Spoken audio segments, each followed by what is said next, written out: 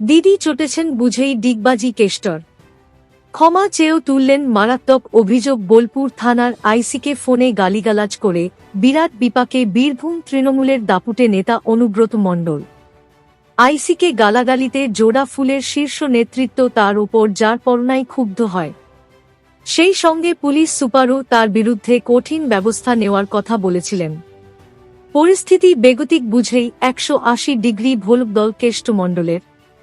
আইসিকে গালাগালি ইস্যুতে ক্ষমা চাইলেন অনুব্রত মণ্ডল।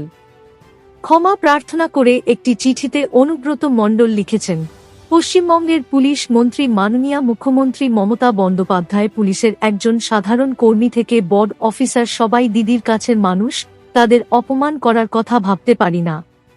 সাম্প্রতিক ঘটনায় আমি দুঃখিত। একবার কেন 100 বার ক্ষমা চাইতে পারি।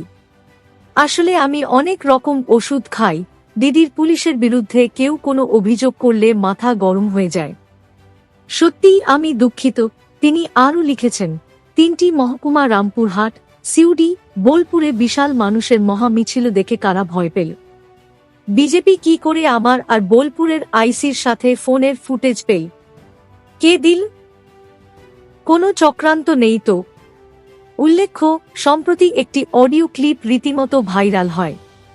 বীরভূমের দোর্দণ্ড প্রতাপ তৃণমূল নেতা অনুব্রত মণ্ডলকে বোলপুর থানার আইসিকে ফোনে অকথ্য ভাষায় গালিগালাজ করতে শোনা যায়।